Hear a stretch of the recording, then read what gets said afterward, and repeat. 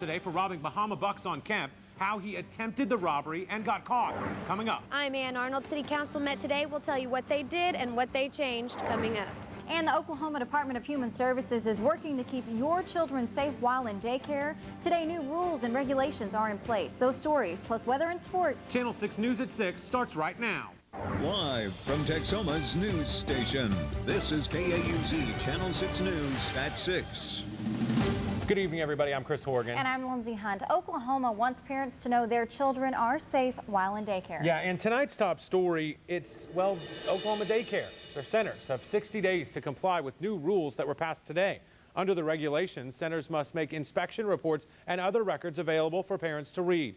They also must notify they also must post notices at the main entrances to let parents know that the records are there, and if the Department of Human Services confirms abuse or neglect in any center, owners must post the investigation summary for 120 days.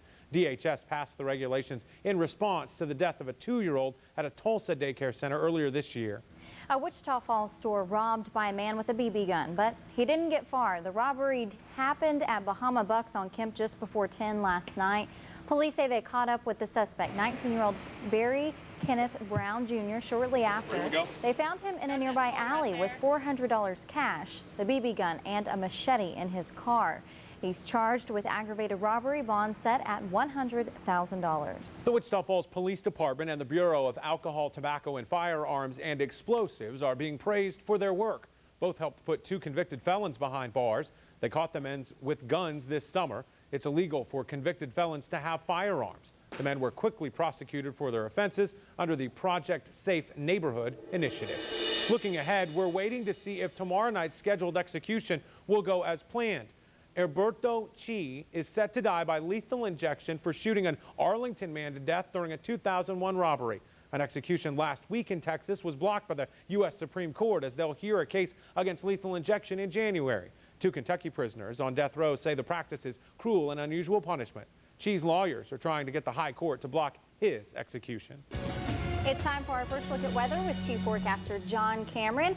And John, storms on the radar this afternoon. Yeah, we're watching some storms on live radar. There's a chance some of these storms could be strong. Let's check these out. This is First National Bank of Wichita Falls, Doppler 6000 live. We've seen some new developments since 5:30 when we last showed you the radar. The one that really stands out here is over the Wichita Mountains Wildlife Refuge. This storm has quickly grown. It's not producing frequent lightning, but it is producing some heavy rain and moving to the east at about 15 miles per hour. So certainly we'll have to watch that. That is the probably the heaviest rain in the new Channel 6 viewing area. We have some new developments near Granfield and to the north of Altus. And across North Texas, we've been watching some storms to the south of Haskell. Those are not technically in the Channel 6 viewing area, but certainly worth watching. Once again, we're going to be on the lookout for some strong storms tonight. We've already had a severe thunderstorm watch issued for northern Oklahoma. Coming up, we'll talk more about the risk for severe weather tonight, what's in store for tomorrow. That's real soon.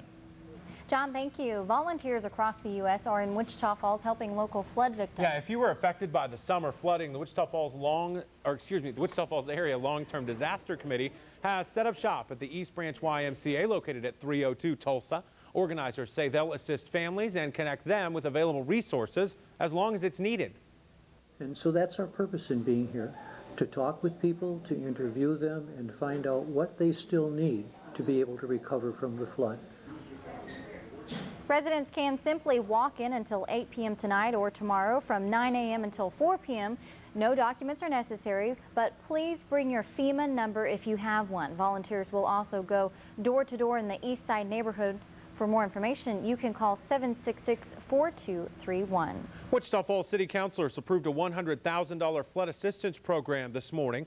The money is to help FEMA-approved flood victims move out of floodplains. The city will give those residents $10,000 down toward a new home, I should say. Here's the catch, though. You must be able to make the mortgage payments, and the home must be within city limits. Wichita Falls wants to do its part to make Wichita Falls look better. This morning, councilors agreed to give 3 businesses money for renovations. Ann Arnold is live at the Backdoor Theater with more. 3 local businesses are remodeling, and the city's going to help fund those projects just like they are here at the Backdoor Theater. Each of those buildings gets 10% of the total cost for the work. Big Mix Auto Detail on Scott is getting $8,500 for fencing and electrical work. The uniform shop is getting $1,200 to finish some outdoor siding. The Backdoor Theater is getting the most money at $24,000. Right now it's undergoing an extensive remodeling campaign. We're told the primary goal is to make the theater wheelchair accessible. The use of tax increment financing funds is really to leverage development, and all three of these are doing that. So these are things that will make a difference in the vitality of the downtown. Now each of these projects must be underway within a year to get the funding, but since the Backdoor Theater is a nonprofit organization, they may get a little leeway on that. Ann Arnold, Channel 6 News. And thank you. Well, the city also wants to help better protect you. Councilors approved giving the Wichita Falls Fire Department $65,000 to help buy a new $300,000 hazmat rescue truck. A grant from FEMA will pick up the other $235,000. Fire officials say it should take about a year to get the custom-made truck. An historic flight took place at Sheppard Air Force Base this afternoon. The 80th Flying Training Wing flew a 4-ship T-37 formation. What's cool about the flight? Well, each 2-seat training jet had a pair of pilots in the plane. All told, the 8 pilots have a total of over 26,000 flying hours among them. The base considers this a significant accomplishment. It's very unique to have over 3,000 hours in this airplane. Of 141 instructors here at the Sheppard, at the base, there are only 11 that have over 3,000 hours. Sheppard is the last Air Force base to phase out the T-37 in favor of the T-6 Texan. Next year, the base begins the phase-out. New tonight, the Pentagon is confirming the death of a Texas soldier in Iraq. The 24-year-old Sergeant Randall Olguin of South Plains died on Sunday after being attacked by insurgents. Officials aren't giving any other details. Meanwhile, congressional Democrats say they won't approve the president's supplemental funding request for the war in Iraq unless he starts bringing home troops by January of 2009. Democrats are also proposing a new income tax to offset the costs of the war. We need to stop pretending that this war doesn't cost anything. The war will cost future generations billions of dollars in taxes that we're shoving off on them, and it will cost them because it is devouring money that could be used to expand their educational opportunities, expand their job opportunities, attack our long-term energy problems, and build stronger communities. The plan is to add an extra 2% tax to low and middle income taxpayers and 12 to 15% to the wealthy. Democrats say it will be an uphill battle to get approval, but if passed, it would raise $150 billion a year. Stores are working hard to get recalled beef off shelves. The Tops Meat Company is recalling 21.7 million pounds of beef from stores nationwide. It affects all Tops products with a sell-by date between September 25th of this year and September 25th of next year. The company had to recall the products after finding E. coli contamination. Some people have gotten sick. Yes, I was infuriated because it could have prevented my daughter from being this ill if they had taken action immediately then instead of dragging their feet. Which brings us to today's KAUZ.com poll question. In view of all the recent food recalls, is our food supply safe? Log on to KAUZ.com to vote. We'll have the results tonight on 10 Minutes of Nonstop News. The bulls retreat on Wall Street one day after the market's record rally. I'm Alexis Christoforous. I'll have that story coming up. Plus, a vehicle dangles from the side of a bridge, the common inconvenience that sent the driver over the edge.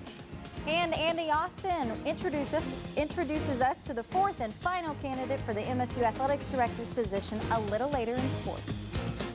Lori. Welcome back. A retired couple is okay after their four-wheel drive vehicle crashed over a bridge. This happened in Australia yesterday. Brian Field says they were riding along when a section of bumpy road made him lose control of his vehicle. It flipped, dangling the couple over a creek. Brian was able to easily climb to safety, but his wife Rosalind was trapped inside. A large beam that could have actually killed her saved her life. Came through the windscreen and stopped about 30 centimetres before my body. But that is what saved us.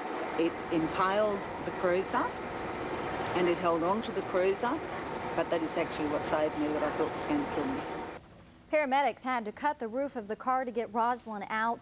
Neither she or her husband were physically hurt. The Bears took the lead on Wall Street a day after the Dow clocked its first record close since July. Alexis Christoforous reports. A day after the market's record rally. More troubling news from the battered housing sector had investors giving back some of Monday's big gains. The National Association of Realtors said the number of homes under contract in August fell to a record low as mortgage lenders shut off the financing needed to close deals. Because of the weakness in the housing situation, as well as the elevated possibility of recession heading into 2008, that the Fed probably will cut interest rates at least this month and possibly again in December.